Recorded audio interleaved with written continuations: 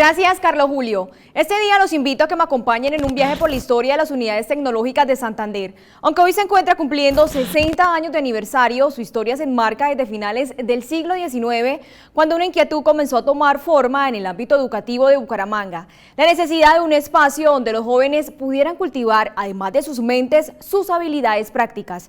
Para entrar en detalle en este recorrido estará el historiador Darío Castillo, quien nos llevará a esos lugares representativos en los que se destaca cómo se forjaron las unidades tecnológicas de Santander. Para hablar de la historia de las unidades tecnológicas de Santander, nos tenemos que referir al año de 1888, con la apertura de la Escuela de Artes y Oficios. Esta escuela abre en la carrera 10ª con calle 34 en abril de esta fecha.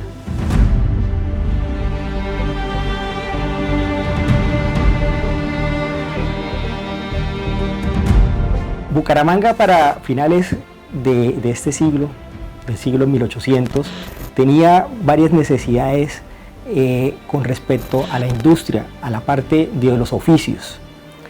Hay que tener en cuenta que el contexto se da en que Bucaramanga era de las ciudades más importantes del país. Soportaba una carga económica grande para Colombia. Era exportadora de productos importantes como el café, el tabaco, el cacao, los sombreros, la quina. Y para ello requería el crecimiento de los oficios en la región.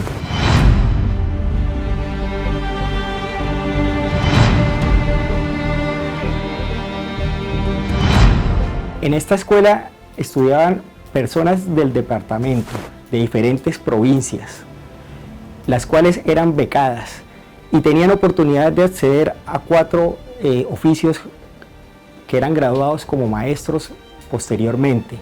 Teníamos la forja, la carpintería, la sastrería y todo el tema de cueros, manejaban todo el tema de cueros. Entonces ellos se especializaban en estos oficios y al momento después eran graduados como maestros.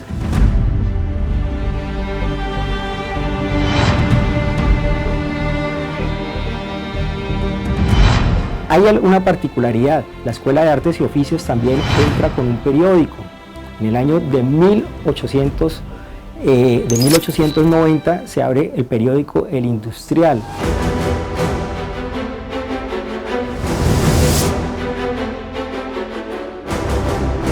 Aproximadamente funcionó desde el año de 1890 hasta el año de 1897-98.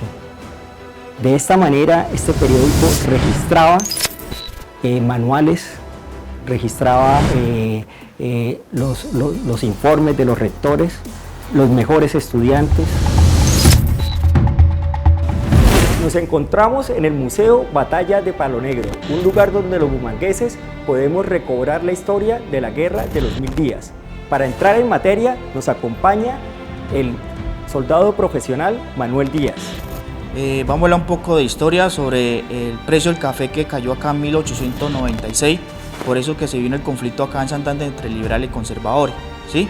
Donde inicia en ese periodo en Santander, por eso se crea este museo acá sobre la historia que pasó, donde mueren más de 8.000 hombres entre los dos mandos, liberales y conservadores, y se termina en 1900. Se preguntarán qué tiene que ver las remembranzas históricas de la Guerra de los 1000 días con la historia de las unidades tecnológicas de Santander. Y esto se debe a que, comenzando la Guerra de los 1000 días, los recursos económicos del departamento se brindan exclusivamente para la guerra, dando el cierre a la educación santanderiana. Fueron 12 años que la Escuela de Artes y Oficios de Santander mantuvieron sus puertas cerradas a causa de la Guerra de los 1000 días. No obstante, en el año de 1911 nuevamente se da apertura a la escuela o a la institución, de tal forma que se hacen adecuaciones locativas tanto en talleres como en las instalaciones y los estudiantes retornan a las aulas.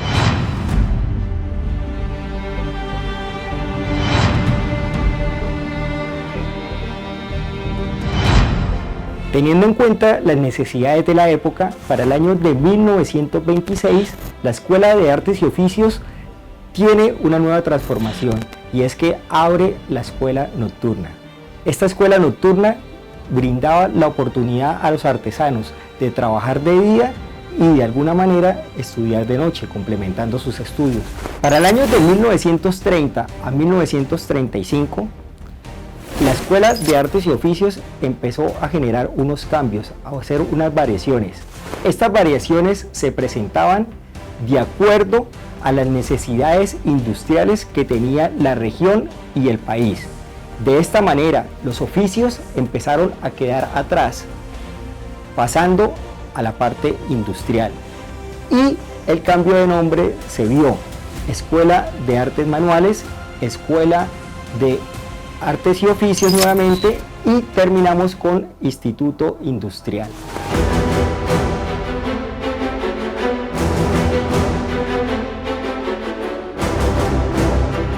Para el año de 1935, la Escuela de Artes y Oficios era la única institución educativa de carácter público en la región. De esta forma se vio la necesidad de crear un centro de bachillerato. El primer colegio de bachillerato público que existe en Bucaramanga viene siendo el Colegio Santander. De esta manera, el Colegio Santander y la Escuela de Artes y Oficios, que en ese momento ya cambiaba de nombre a Escuela Industrial, se fusionan las dos y pierde la autonomía. El decreto 1427 del 29 de diciembre de 1941 estableció que el Instituto Industrial, antes conocido como la Escuela de Artes y Oficios de Santander, ahora se denominaría oficialmente Instituto Industrial Dámaso Zapata.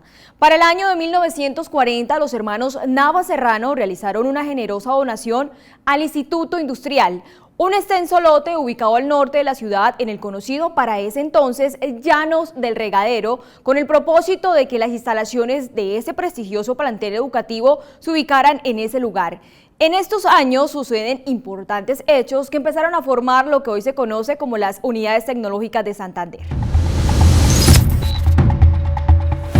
En el año de 1941, el Dámaso Zapata recibió una generosa donación por parte de los hermanos Navas Serrano. Esta donación correspondía a un lote para hacer posible las nuevas instalaciones de la institución. En el año de 1942 y 43 avanzaron rápidamente la construcción de los edificios y de esta manera, en el primer semestre del año de 1944 se realizó un trasteo desde la antigua casona ubicada al frente del Coliseo Peralta a la nueva institución.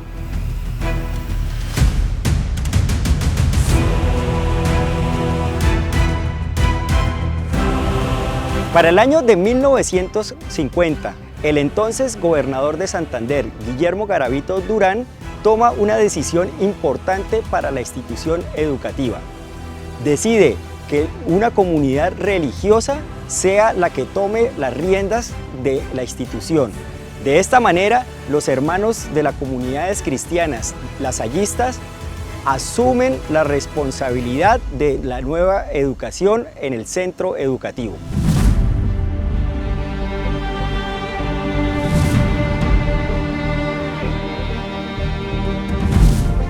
El hermano Luciano Andrés fue uno de los rectores más importantes para nuestra institución. Aquel personaje empezó su época rectorial en el año de 1954 y tiene una característica fundamental. Es conocido como una persona visionaria y lo llamaban el constructor. De esta manera empezó a hacer edificaciones en la institución Dámaso Zapata, ampliando las instalaciones de tal manera que los estudiantes pudieran tener una mejor calidad en talleres y en sus aulas de clase. El hermano Luciano Andrés viajó a países de Europa como Francia, Alemania e Inglaterra, con el objetivo de conseguir maquinaria de última tecnología para dotar al Instituto Dámaso Zapata de aquellos equipos. De esta manera, en el año de 1960 llegan a la institución, al centro educativo, camionados de equipos de alta tecnología, los cuales forjaron más adelante el inicio de las unidades tecnológicas de Santander o las facultades intermedias. Para el año de 1957 sucede algo importante en la formación educativa del país. Se creó el Servicio Nacional de Aprendizaje SENA, que tenía como objetivo proporcionar formación profesional a trabajadores jóvenes y adultos en diversas industrias como la minería, el comercio, la ganadería y la agricultura. Como resultado de la creación de esta entidad gubernamental educativa, el presupuesto que antes se asignaba a los institutos industriales se dirigió a esta entidad. Y es precisamente allí donde nace el desafío que sirvió para formar oficialmente las UTS.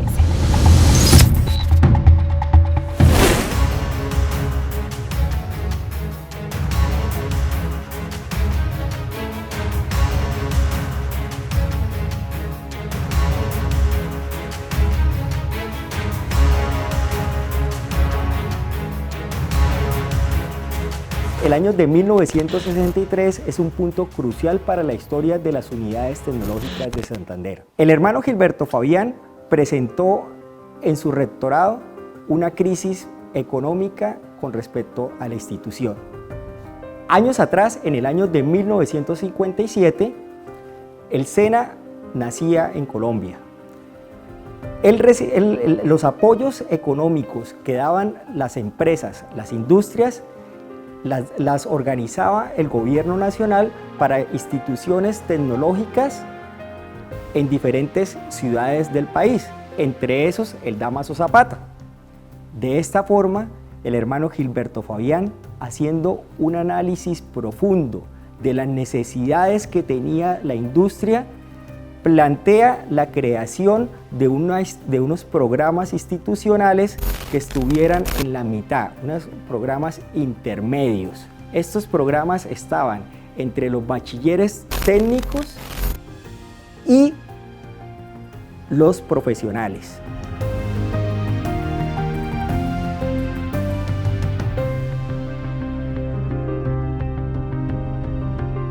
El hermano Gilberto Fabián empieza a buscar el apoyo respectivo para la creación de estas facultades.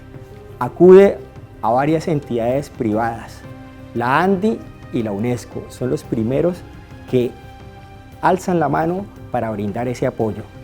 Después de varios debates, después de varios análisis, de varias revisiones, en diciembre, el 23 de diciembre de 1963, la Gobernación de Santander nuevamente toma la vocería y inyecta económicamente capital para la creación de este gran proyecto educativo que se gestaba. De esta manera, nuevamente, como lo mencioné, el 23 de diciembre de 1963 nace el Instituto Tecnológico Santanderiano. Digámoslo así, no nace, se transforma nuevamente como se venía transformando en el tiempo.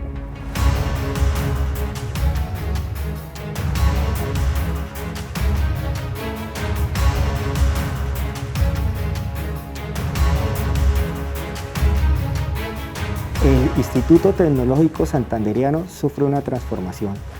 Esta transformación se da en dos partes: el colegio y las facultades intermedias. ¿Qué es lo que pasa? En 1963 nacen las facultades intermedias y eso es lo que está celebrando actualmente las unidades tecnológicas de Santander, la creación de las facultades intermedias, aunque la institución ya venía funcionando desde 1888. Entonces, en este nuevo empezar, se forman estos libros, salen a la luz estos libros. Estos libros son producto de investigación que rescatamos aquí en el archivo de las unidades tecnológicas, donde enmarcan los 88 estudiantes que se inscribieron por primera vez, divididos en 4 facultades: Facultad de Electrónica, Facultad de Topografía, Facultad de Refrigeración y Facultad de Instrumentación. En 1982 el Instituto Tecnológico Santanderiano, que hoy es Unidades Tecnológicas de Santander, eran administradas por los hermanos lasallistas y tenía una fuerte conexión con el Instituto Técnico Superior Damaso Zapata e inclusive se compartían laboratorios con este instituto de secundaria. Lo que hoy es las unidades tecnológicas tuvo una injerencia fuerte en esos años de los hermanos lasallistas. Y los hermanos lasallistas se caracterizaron por tener una disciplina férrea y una formación académica muy sólida. Recuerdo aún el hermano Abraham Giraldo, quien a pesar no era el rector de ese entonces del Instituto Tecnológico Santanderiano, pero él era el encargado de administrar las unidades y era un hermano que en el aula de clase formaba desde los principios y valores y fuera de ello también orientaba cursos en química, en inglés, en matemáticas. Y en ese año hubo la transición y llega el primer rector si lo podemos decir laico, que era un egresado del ITS, el profesor Orlando Zavala, egresado del programa de electrónica. En 1982, después de dejar los hermanos lasallistas la dirección de las unidades tecnológicas de Santander, llamémoslo así, llega el profesor Orlando Zavala y sale en 1983 y asume la rectoría Carlos Humberto Moncada. Para ese entonces la juventud nacional inclusive era una juventud que de alguna forma tenía formación política. Las unidades tecnológicas tenían centros de estudio liderados por estudiantes, algunos matriculados en líneas políticas de izquierdas, socialdemócratas, nacionalistas, en fin, y había una discusión férrea, una formación de las diferentes corrientes y el estudiante se preocupaba por en ese momento cómo se dirigía la institución.